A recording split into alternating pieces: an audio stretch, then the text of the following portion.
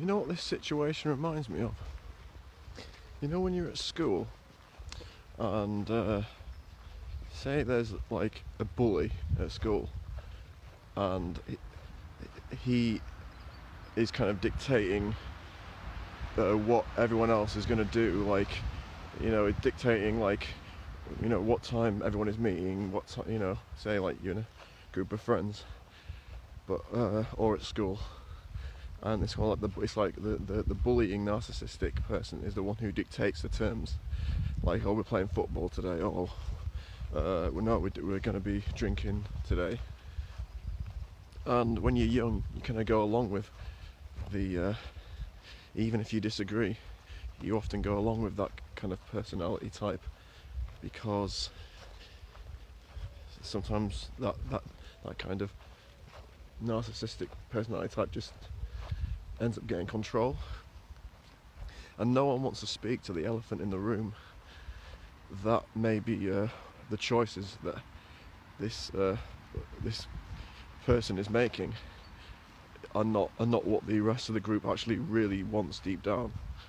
But no one wants to speak to the elephant in the room, do they? Because that would be admitting that we have a dysfunctional relationship with our government. It's an abusive relationship, but no one wants to speak to that. They want to buy into this myth that the government, like, I was on a bus the other day, and you know, I was kind of shouting. Sometimes I kind of lose my temper with people wearing masks sometimes, and the driver kind of the bus had a bit of a go at me, and he was like, stay behind the line.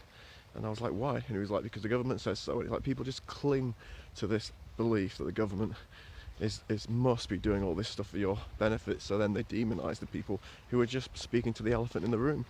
And sometimes that happens at school too. If there is like someone at school who stands up to the bully, sometimes the rest of the group kind of demonise that person. And it's so sad how these dynamics play out.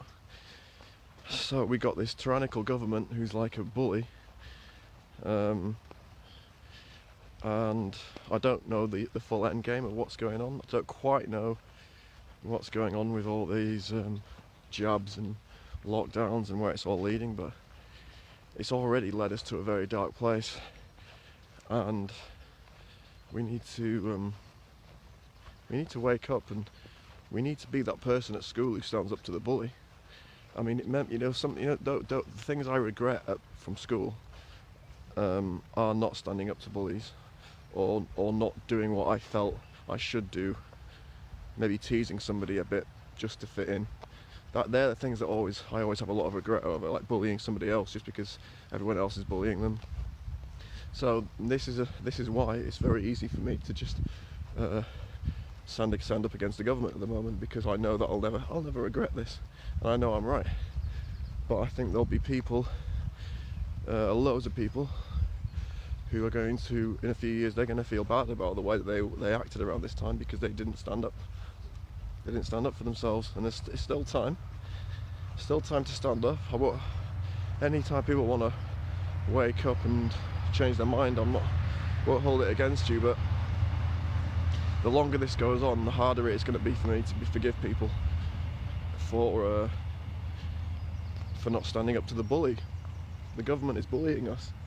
They're so obvious they are. Don't try and tell me they're not.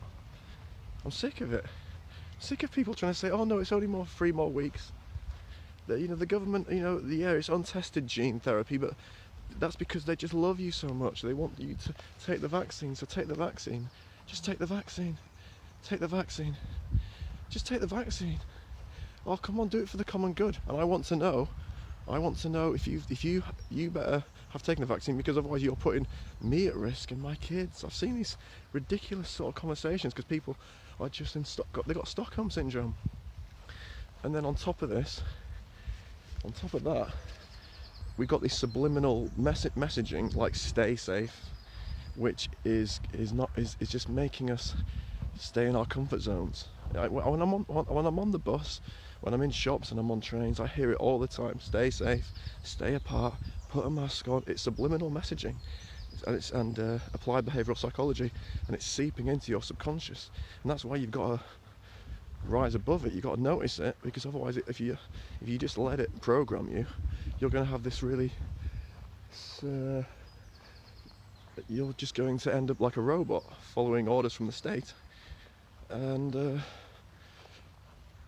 that's not really how I didn't come to this world to just be programmed by some psychopaths that don't give a fuck about me.